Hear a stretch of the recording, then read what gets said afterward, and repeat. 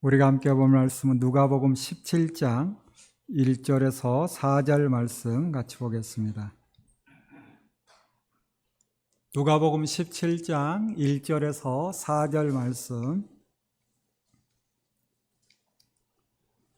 교독합니다. 제가 먼저 17장 1절 말씀을 읽겠습니다.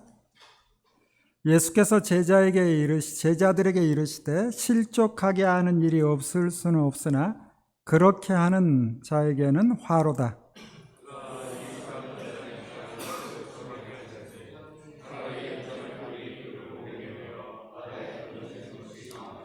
너희는 스스로 조심하라. 만일 내 형제가 죄를 범하거든 경고하고 회개하거든 용서하라.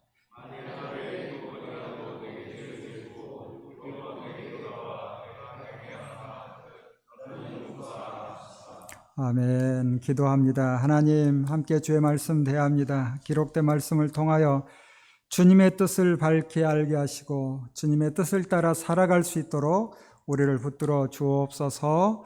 예수님 이름으로 기도합니다. 아멘. 우리가 복음서를 통해 확인하듯 당시 종교 지도자 그룹인 바리새파 사람들은 오신 메시아 예수 그리스도를 믿지 않을 뿐 아니라 죽이려고까지 하나 사회적으로 천대받는 병자들과 세리, 여자, 가난한 사람들 그리고 사마리아 사람이나 이방 사람들은 오히려 예수님을 따르며 주님의 말씀에 귀를 기울입니다. 오늘 우리가 보는 17장에서도 주님의 말씀 속에 바리새파 사람들의 죄가 어떤 것인지 드러내시며 제자들을 향해서는 어떤 삶을 살아야 될 것인지를 말씀하시는데 우리 17장 1절 2절 말씀을 같이 한번 읽어봅니다. 17장 1절 2절 같이 읽습니다. 시작. 예수께서 제자들에게 이르시되 실족하게 하는 것이 없을 수는 없으나 그렇게 하게 하는 자에게는 화로다. 그가 이 작은 자 중에 하나를 실족하게 할진대 차라리 연자 맷돌이 그 목에 매여 바다에 던져지는 것이 나으리라. 참 무서운 말씀을 하고 계시죠. 주님은 제자들에게 말씀하시는 거예요. 그러나 제자들만 듣는 것이 아니겠죠. 그 주변에 있는 사람들이 함께 듣는 거죠. 걸려 넘어지게 하는 일들이 생기지 않을 수는 없지만 그러한 일들을 일으키는 사람은 화가 있을 것이다 라고 말씀하는데 그렇게 하는 사람들이 누굴까? 제자들에게 경고하는 거예요. 주변에 그런 사람들 있지? 그 사람들 화가 있을 거야. 그러니 너희들도 그들처럼 하면 화가 있으니 조심해. 이 말씀을 하시는 거죠. 여러분, 주님이 하시는 이 말씀 잘 몰라서 실수로 넘어지게 하는 일, 그 일로 인해서 화가 있을 것이다. 이런 의도는 아닐 겁니다. 의도를 가지고 고의로 넘어지게 하는 일, 그런 일을 행하는 사람에게는 화가 있을 것이다 라고 말씀하는 거죠. 우리가 구약 성경을 통해서 봤듯이 부지 중에 죄를 범하면 그리고 그 죄를 인정하고 용서를 구하면 용서해 줍니다. 같은 동족 이스라엘 사람뿐 아니라 이방인까지도 용서하라라고 말씀하고 있어요.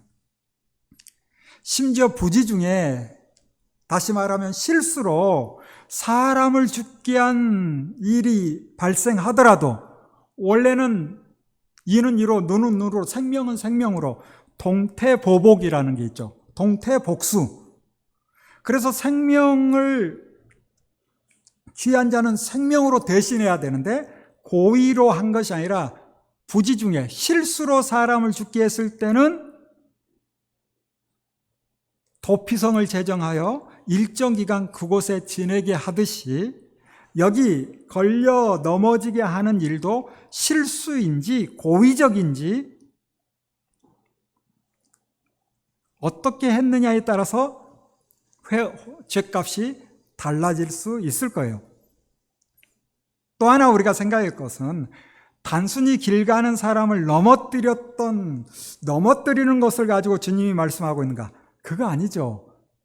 실족하게 했다, 남을 넘어뜨렸다라는 것이 뛰어가는데 발을 걷는 그런 말씀을 하고 있는 게 아니에요. 왜? 2절에 봤듯이 그가 이 작은 자 중에 하나를 실족하게 할진대 차라리 연자 맷돌이 그 목에 매여 바다에 던져지는 것이 낫다라고 하니 길 가는 사람 넘어뜨리는 정도를 말하는 것이 아니죠. 왜 이와 같은 말씀을 하실까? 많은 사람들이 주님을 따르고 있죠. 세리와 죄인들 뿐만 주님 아니라 자기를 의롭게 여기며 다른 사람을 멸시하는 사람들도 주님의 말씀을 듣고 있는 거예요. 자기를 의롭게 여기며 다른 사람을 멸시하는 사람이 누굽니까? 바리새파 사람이죠. 뒤에 보면 바로 나옵니다. 이 바리새파 사람들이 어떤 사람인가? 온갖 트집을 잡아서 주님을 따르는 사람들을 실족하도록 몰아가는 거예요.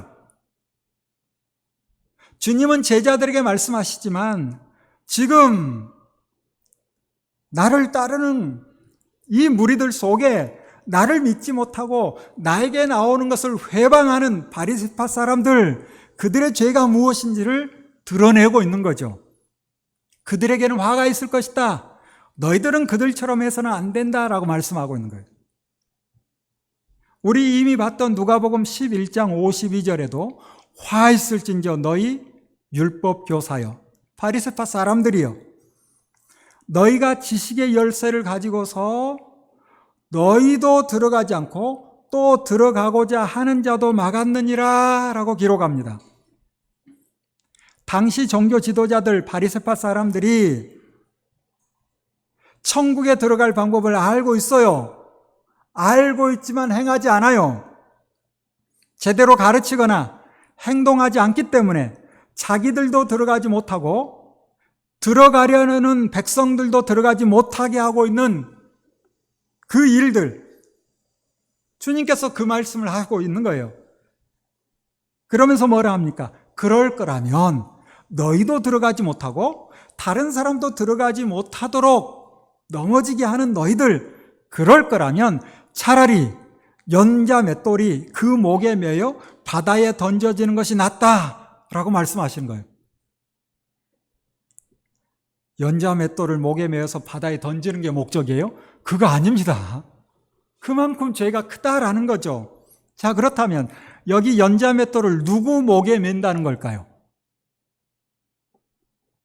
천국에 못 들어가게 할 바에는 차라리 천국에 들어가지 못할 그 사람을 바다에 던지는 것이 낫다, 이런 의미가 아닙니다. 우리가 말씀을 제대로 읽으면 어떤 사람이 주님을 믿기를 원하고 있어요. 주님 앞에 나와요.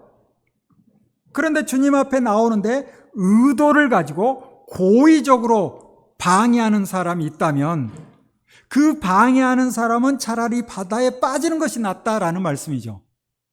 정말 그러한지 새번역 성경을 읽어드리면 이렇게 번역되어 있습니다. 이 작은 사람들 가운데 하나를 걸려 넘어지게 하는 것보다 이 작은 사람들은 누굴까요? 예수님을 따르는 세리, 죄인들, 가난한 사람들, 소외된 사람들, 그들이 주님께 나아오는데 그들이 주님께 나아오는 것을 방해하는 사람들, 걸려 넘어지게 하는 사람들, 그렇게 할 바에는 차라리 자기 목에 큰 맷돌을 매달고 바다에 빠지는 것이 나을 것이다 라고 말씀하고 있는 거예요. 제자들에게 하시는 말씀이지만 그 당시 고의적으로 주님을 방해하고 주님을 죽이려는 바리새파 사람들의 행동을 지적하며 제자들 향해서는 너희들도 그들처럼 행동하면 안 된다 라고 말씀하시는 거죠. 그래서 이어지는 3절에 너희는 스스로 조심해라 라고 이야기합니다. 이런 일이 있지 않도록 제자들이여 너희는 스스로 조심해라. 그 조심하는 것은 무엇인가 하면 누군가 죄를 지은 사람이 있으면 그 죄가 무엇인지를 경고하라는 거예요. 죄 가운데 그대로 있지 않도록 경고하라는 거예요. 회개하고 돌아오도록 하라는 거예요. 그가 죄를 깨닫고 회개하거든 어떻게 하라? 용서하라는 거예요. 용서해야 그 사람이 믿음 안에 설 수 있죠. 그래서 제자들이 해야 될 일은 무엇인가? 우리 믿음의 사람이 해야 될 일은 무엇인가? 내가 먼저 주님 앞에 바로 서야죠.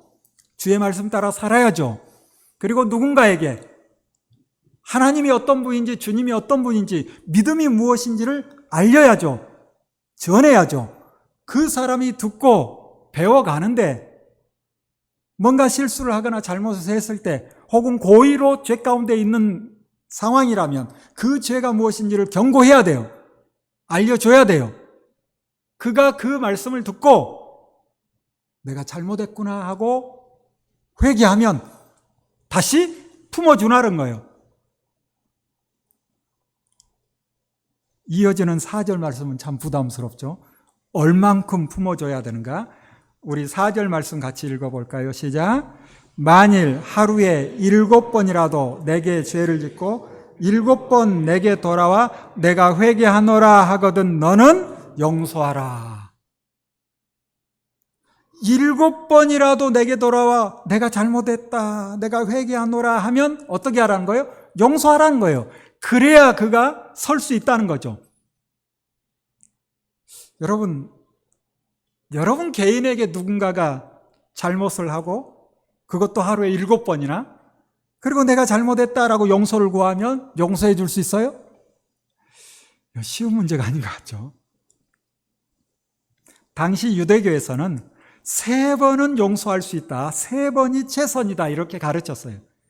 그러나 주님께서는 7번이라고 합니다.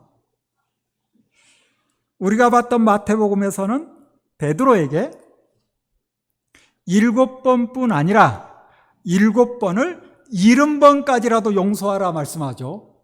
와, 베드로에게 말씀하셨지 나에게는 안 한 거라 다행이다, 뭐 그런 생각이 들어요. 참 만만치 않은 거예요. 오해하지 마세요. 단순한 산술적 개념으로 7번을 말하는 것이 아닐 겁니다.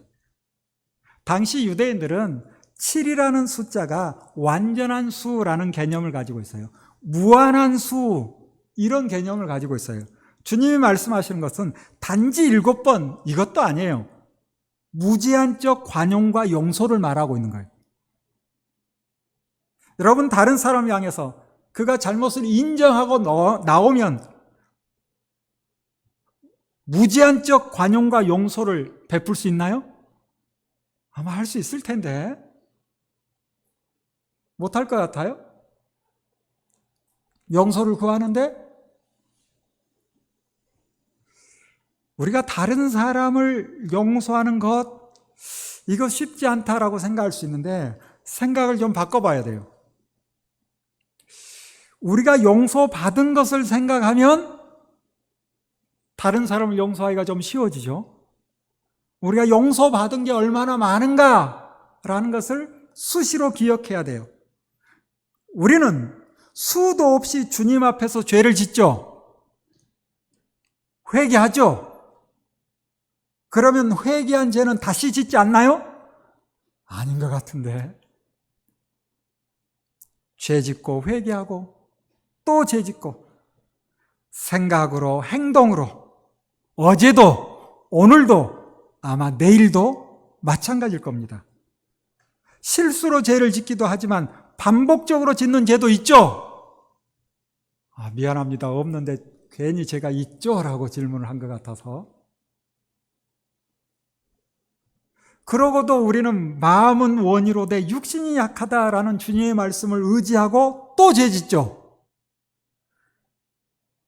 주님의 무한한 용서가 아니고선 이 자리에 와 있을 수 있는 사람은 하나도 없을 겁니다. 그래서 주님께서는 내가 너희를 용서하였으니 용서받은 너희도 다른 사람을 용서하라 라고 말씀하시는 거예요. 그런데 이게 말처럼 쉽지 않죠. 그래서 우리는 주님의 말씀을 지킬 수 있는 믿음이 필요합니다. 아는 것을 행할 수 있는 믿음, 그 믿음이 우리에게 있는가? 우리에게만 필요한 것이 아니라 이 말씀을 듣고 있는 제자들, 사도들도 믿음이 필요하겠죠. 그래서 이어지는 말씀이 뭐예요? 우리에게 믿음을 더하여 주소서, 우리에게 믿음을 더하소서라고 말씀하고 있어요. 자, 사도들이 주님께 우리에게 믿음을 더하여 주소서라고 할 때 주님께서 그래 내가 너에게 믿음을 더하여 줄게 라고 말씀하시는지, 아니면 너희에게 믿음이 있다고 이렇게 말씀하시는지, 우리 6절 말씀을 읽어봅시다. 6절 같이 읽어봅니다. 시작. 주께서 이르시되 너희에게 겨자씨 하나일 만한 믿음이 있었더라면 이 뽕나무더러 뿌리가 뽑혀 바다에 심기어라 하였을 것이요 그것이 너희에게 순종하였으리라. 자, 지금 주님께서 어떤 말씀 가운데 이 말씀을 하신가요? 제자들이 믿음을 더해달라라고 하시죠. 그래서 주님께서는 뭐라 해요? 너희에게 겨자씨 하나일 만한 믿음이 있느냐라고 되묻는 거예요. 여러분, 우리는 이 말씀을 보고 나에게 겨자씨 하나일 만한 믿음만 있어도 뽕나무 뿌리를 뽑아 바다에 심을 수 있는 능력이 생긴다, 이렇게 생각할 수 있는데 그게 중요한 게 아니에요. 그 말 하려는 게 아니에요. 믿음이 있으면 모든 것을 할 수 있다, 이 능력을 이야기하는 게 아니에요. 믿음이 있느냐라는 것을 묻는 거예요. 나에게 믿음이 있는가? 우리에게 믿음이 있는가? 제자들에게는 과연 주님이 바라는, 주님이 생각하는 그만한 믿음을 가지고 있는가?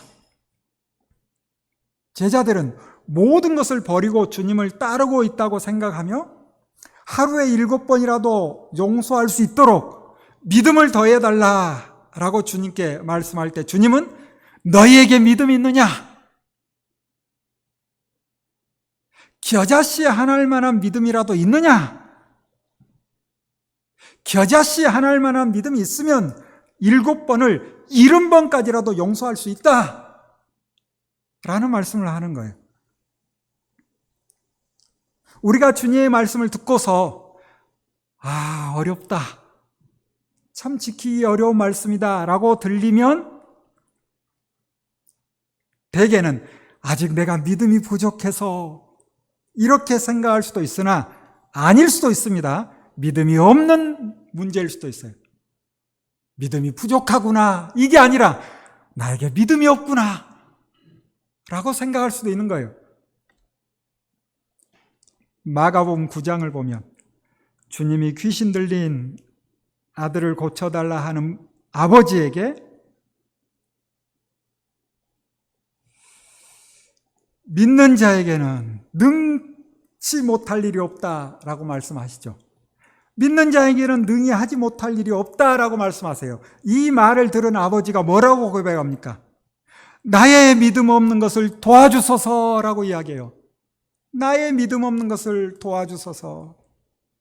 우리가 결단하지 못하고 머뭇거리는 것을 믿음이 부족한 탓으로만 돌릴 것이 아니라 믿음 없음일 수도 있어요. 우리 주님께 나의 믿음 없는 것을 도와주세요라고 외쳐야 될지 몰라요.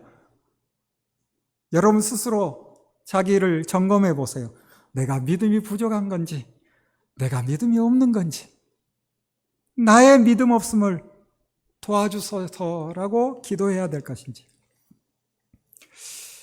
예수님의 7절부터 이어지는 말씀을 통해서 내가 믿음이 부족한 건지 믿음이 없는 건지 한번 생각해 볼 수 있는 좋은 예가 아닌가 싶어요. 주님께서 비유로 말씀하시죠. 이야기를 하나 풀어가시죠. 어느 집에 양을 치는 종이 있다라고 시작합니다.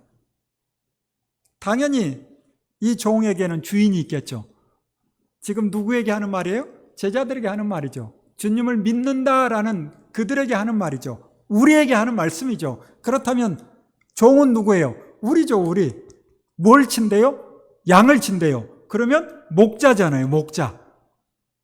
그러나 원래 주인이 있어요. 그 주인은 누구세요? 하나님이시죠, 하나님.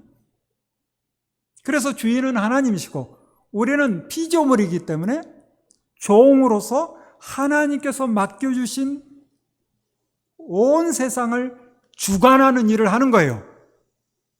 하나님의 명령을 따라. 주인의 뜻을 따라 우리는 살아가는 거예요. 자, 주님께서 이야기를 어떻게 풀어갑니까? 들에서 양을 치고 돌아옵니다, 이 종이.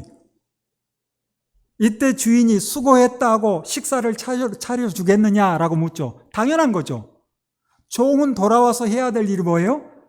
다시 또 일을 하고 돌아온 종을 먹을 것을 준비해서 주인에게 올리는 거예요.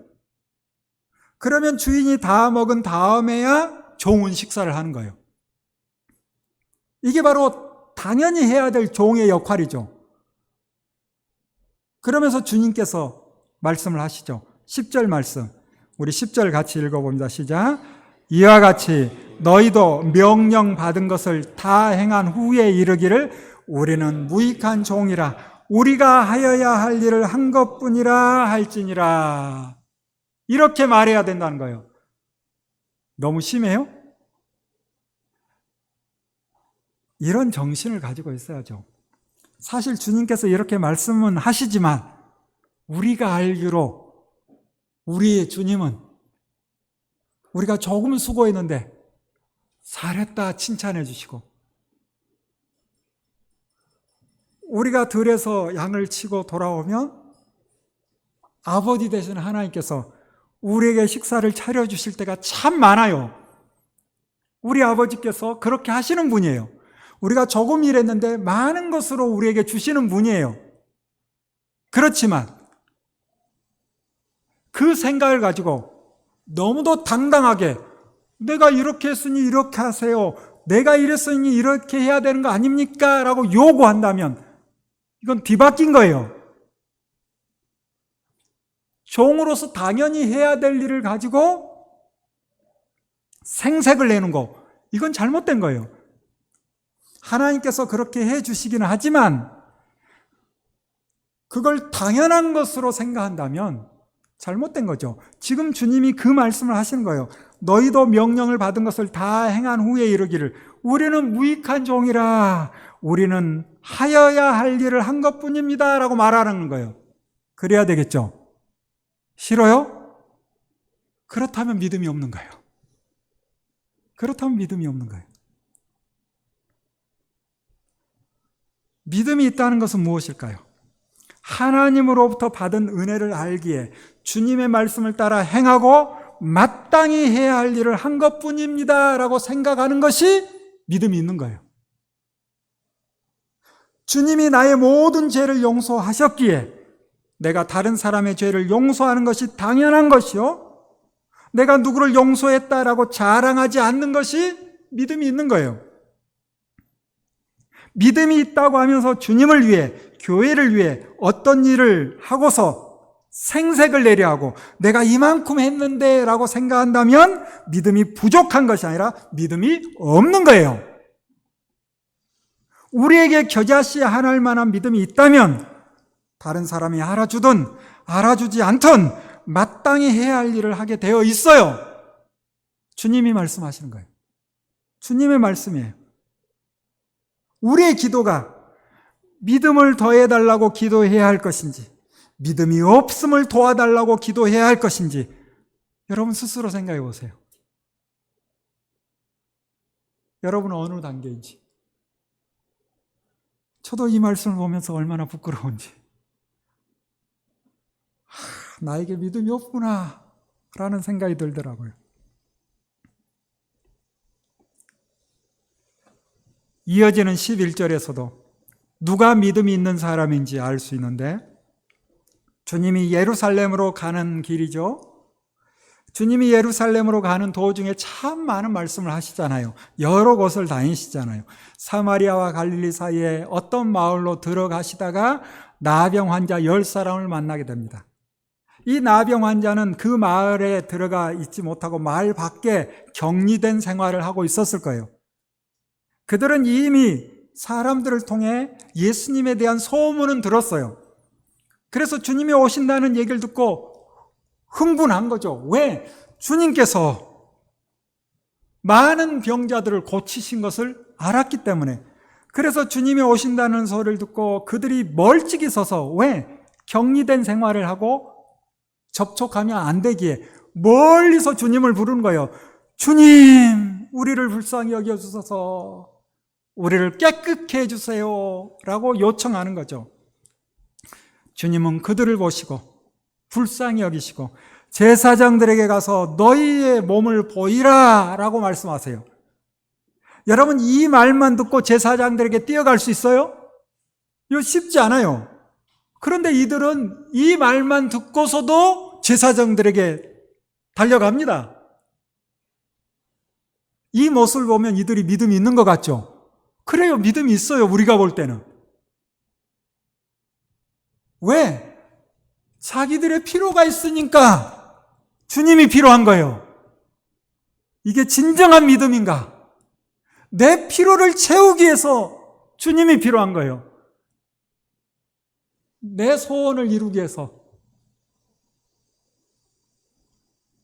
내가 풀 수 없는 어떤 문제 때문에 하나님이 나의 문제를 해결해 주시지 않을까, 내 소원을 들어주시지 않을까 하고 손을 내미는 거예요. 우리가 볼 때는 믿음이 있다라고 생각할지 모르지만 과연 믿음이 있는 것일까? 제사장들에게 가는 도중에 그들은 몸이 깨끗해짐을, 치료되었음을 느끼게 됩니다. 왜 제사장들에게 가는가? 나병 환자는 제사장들이 진단해서 이제 깨끗해졌다, 격리된 생활을 끝내고 일상생활을 할 수 있다라고 제사장이 진단을 하거든요. 자, 문제는 10사람이 제사장을 향해서 가는데 몸이 깨끗해진 거예요. 가는 도중에 10사람 다. 그런데 그 중에 한 명이 돌아와서 주님께 감사하며 하나님께 영광을 돌립니다. 이때 주님께서 말씀하시죠. 10사람이 깨끗해졌는데 9은 어디 갔느냐? 라고 하시죠. 그리고 이어지는 18절, 19절 우리 같이 한번 읽어봅니다. 시작. 이 이방인 외에는 하나님께 영광을 돌리러 돌아온 자가 없느냐 하시고 그에게 이르시되 일어나 가라. 내 믿음이 너를 구원하였느니라 하시더라. 너의 믿음이 너를 구원하였느니라.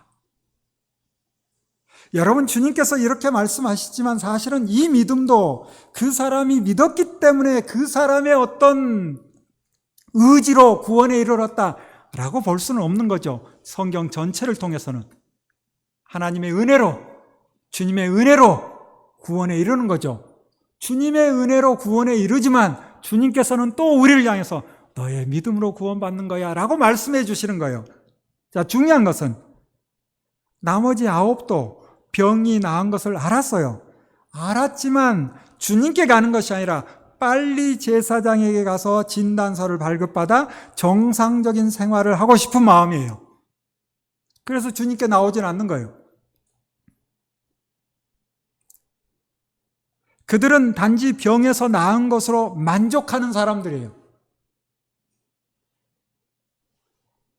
여기 사마리아 사람은 주님을 만나고 주님으로부터 너의 믿음이 너를 구원하였다라는 선언을 듣게 됩니다.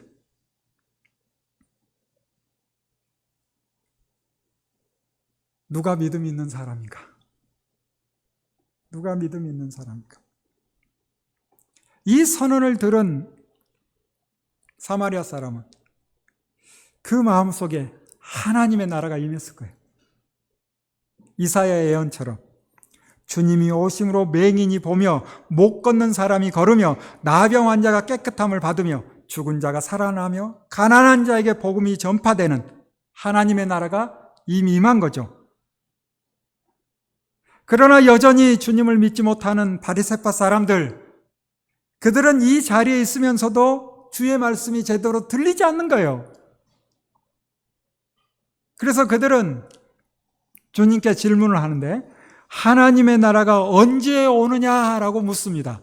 이미 임하였는데, 이미 주님이 하시는 그 일을 통해서 이사야의 예언이 이루어졌구나, 하나님의 나라가 임했구나, 메시아가 오셨구나 라고 받아들여야 되는데 그렇지 못해요. 그들이 생각하는 메시아는 로마의 압제에서 벗어나게 해줄 것이고 다윗 시대처럼 나라가 부강하게 될 것을 기대하는 메시아. 그러나 주님은 하나님의 나라는 눈으로 볼 수 있는 모습으로 오지 않고 여기 있다거나 저기 있다고 말할 수도 없으나 하나님의 나라는 너희 가운데 있다. 하나님의 나라는 너희 가운데, 우리 가운데 이미 임하였다라고 말씀하고 있어요. 이미 임한 하나님의 나라지만 하나님의 나라가 임함을 아는 사람은 많지 않아요. 믿음이 없기에 바리새파 사람들은 이 말을 이해하지도 못하고 하나님의 나라가 임한 것을 누리지도 못하는 거죠. 그러나 10명의 나병 환자 가운데 한 사람, 그의 믿음이 그를 구원하였으니 그는 하나님과 동행하는 기쁨을 누릴 뿐 아니라 하나님의 나라가 이미 임하였음을 알았어요. 여러분은 하나님의 나라가 이미 임했음을 알고 있는지?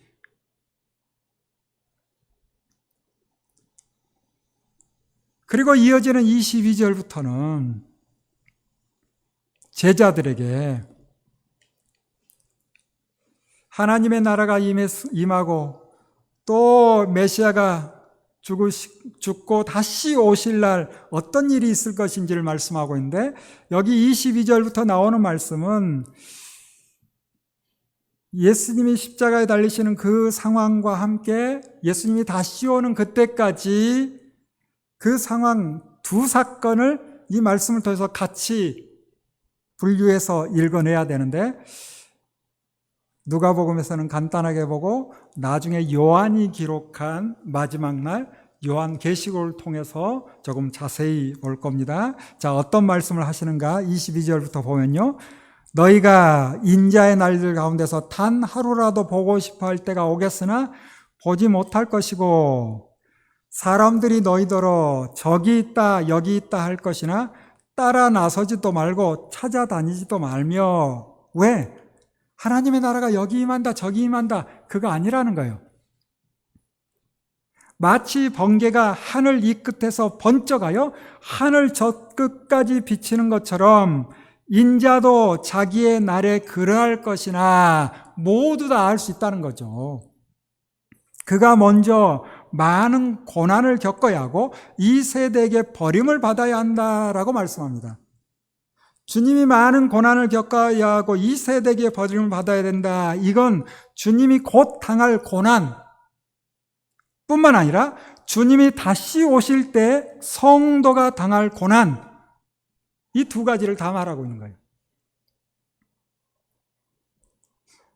나중에 제자들의 질문을 보면 주님이 말씀하나 아직은 주님의 말씀을 그들이 다 이해하지는 못해요. 왜? 마지막 날의 고난이 우리에게는 없을 텐데 라는 생각을 가지고 있거든요. 자, 계속해서 26절부터 재림의 때에 어떤 일이 있을 것인지 말씀하고 있는데, 우리 26절부터 30절까지는 우리 같이 한번 읽어봅니다. 교독해 봅니다. 제가 26절, 여러분 27절, 제가 28절, 여러분 29절, 30절은 같은 목소리로 같이 읽습니다. 자, 먼저 제가 26절 읽을게요. 노아의 때에 된 것 같이 인자의 때도 그러하리라.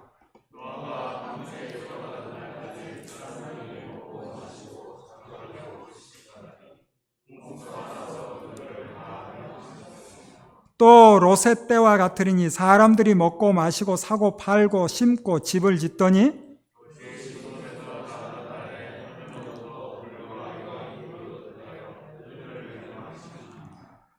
인자가 나타나는 날에도 이러하리라.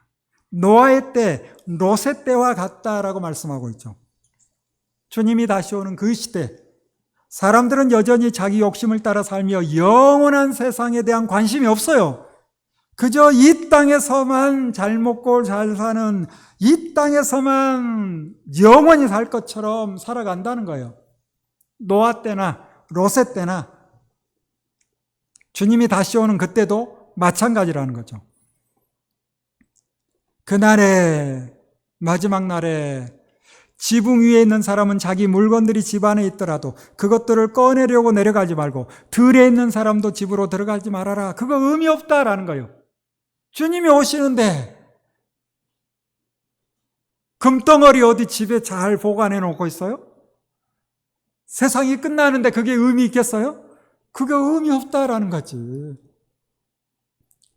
롯의 아내를 기억하여라. 창세기 19장의 말씀 기억납니까? 천사가 롯의 손과 그 아내의 손과 두 딸의 손을 잡고 성 밖으로 나오죠. 그런데 롯의 아내는 소돔 성에 남겨둔 것이 생각나서 뒤돌아보는 거예요. 뒤돌아보지 말라는데, 단지 이 창세기 19장의 사건이 롯의 아내에 대한 이야기만 하는 것이 아니라 오고 오는 여러 세대 믿음의 사람들에게 경고하는 거예요. 우리가 어디를 바라보며 살아야 될 것인가? 이 땅을 생각하며 살아야 되지만 이 땅만 생각하며 살 것이 아니라 저 하나님의 나라, 영원한 나라, 그 나라를 생각하며 살아야 된다라고 말하고 있는 거예요. 세상이냐 믿음이냐 결단해야 할 때 세상을 따라가서는 안 된다라는 거죠. 누구든지 자기 목숨을 보존하려고 애쓰는 사람은 잃을 것이요 목숨을 잃은 사람은 보존할 것이다. 참으로 역설적 진리인데, 예수님 당시나 지금 이 시대나 순교를 각오하면 영원히 살 것이다 라는 말씀입니다. 여러분, 마지막 때 우리의 일상을 포기하고 종교 생활만 해야 된다 이렇게 말하진 않아요. 오해하지 마세요. 34절 35절 저는 참 좋아하는 말씀인데, 우리 34절 35절 같이 읽어봅시다. 시작. 내가 너에게 이르노니 그 밤에 둘이 한 자리에 누워있음에 하나는 데려감을 얻고 하나는 버려둠을 당할 것이요 두 여자가 함께 맷돌을 갈고 있음에 하나는 데려감을 얻고 하나는 버려둠을 당할 것이니라. 두 사람이 한 자리에 누워있는데 하나는 데려감을 얻고 하나는 버려둠을 당할 거래요. 여러분, 또 이걸 또 이상하게 생각하지 마세요. 아, 두 사람 중에는 한 사람이 무조건 남는구나, 부부가 같이 가기는 어려운가 보다. 아니에요. 그런 거 아니에요. 오해하지 마세요. 믿음을 따라 일상을 살아가면 주님이 오실 때 잠자리에 누워있거나 맷돌질을 하거나 각각 믿음을 따라 데려감을 얻기도 하고 버려둠을 당하기도 할 것이다. 내가 믿음을 가지고 일상을 살아가면 되는 거예요. 어떤 자리에 있든 상관없어요. 주님께서 이와 같은 말씀을 하실 때 제자들의 질문이 참으로 엉뚱합니다. 제자들이 뭐라고 질문해요? 어디에서 이런 일이 일어납니까? 참 엉뚱하죠. 나중에 제자들의 주님의 말씀을 생각하고 아, 이런 뜻이었구나 라고 깨달았다고 성경은 기록하고 있어요. 처음 주님이 말씀하실 때는 다 이해를 못해요. 여러분, 아직 우리에게 믿음이 없을 때는 주의 말씀이 무슨 얘기인지 잘 이해가 안 될 수도 있어요. 그래서 우리는 끊임없이 나의 믿음 없음을 도와주세요 하고 주님께 간구해야 되는 거예요. 주님께 요청해야 되는 거예요. 주님이 믿음을 주실 때 믿어지는 거죠. 어디에서 이런 일이 일어납니까? 라고 묻자 주님도 어렵게 답을 하죠. 죽어 믿는 곳에는 독수리가 모인다. 참 어렵죠. 자, 지금 이 말씀을 하신 이유가 뭔가? 바리새파 사람들은 하나님의 나라가 언제 임합니까? 이미 임했는데 언제 임합니까? 라고 묻자 주님이 말씀하시는 거예요. 이 말을 들은 제자들은 또 뭐라게요? 어디에서 이런 일이 일어납니까? 언제 일어납니까? 이거 물어봐야 될 텐데. 나도 모르고 아버지만 아신다. 그래서 그랬나? 그 말씀을 먼저 하셨는지 이 말씀이 먼저인지. 주님께서는 이미 하나님의 나라는 임하였고 하나님의 심판은 부분적 장소가 아니라 죄로 물든 세상 모든 곳에 이런 일이 있을 것이다 말씀합니다. 주님께서 십자가를 지기 위해 예루살렘으로 가시며 하나님의 나라는 이미 너희 가운데 임하였다 하시고 마지막 날 영원한 하나님의 나라로 인도할 것이다 라고 말씀하시는 거죠. 사랑하는 여러분, 우리는 과연 하나님과 동행하며 살고 있는가? 이미 우리에게 임한 하나님의 나라를 누리고 있는가? 우리 자신을 좀 돌아봐야 되는 거예요. 여러분 혹시 여러분이 믿음이 부족한 것인지 믿음이 없는 것인지 자신을 돌아봐야 되는 거예요. 그리고 주님께 도와달라 외쳐야 합니다. 주님의 은혜를 사모하면 주님께서는 사모하는 모든 사람에게 그 은혜를 주시는 것이고, 그 은혜를 주시기에 우리는 그 은혜 가운데 하나님의 나라를 누리며 살아갈 수 있습니다. 이 은혜가 여러분 가운데 풍성하기를 바랍니다. 기도하겠습니다. 주님, 예루살렘을 향해 가시며 제자들과 또 주변의 많은 사람들을 향하여 하나님의 나라가 임하였음을 선포하며 어떠한 삶을 살아야 될 것인지를 말씀합니다. 그 말씀이 우리에게도 주시는 말씀이니 우리 자신을 보게 하시고 내 믿음이 부족한 건지 아니면 여전히 믿음 없음을 고백해야 될 것인지 주님의 은혜를 구하게 하옵소서. 우리의 믿음 없음을 도와주소서라고 부르짖게 하옵소서. 그리하여 주님께서 주시는 은혜로 주님과 함께 살아가며 영원한 하나님의 나라를 소망하며 살아가는 우리 모두 되게 하옵소서. 예수님 이름으로 기도합니다. 아멘.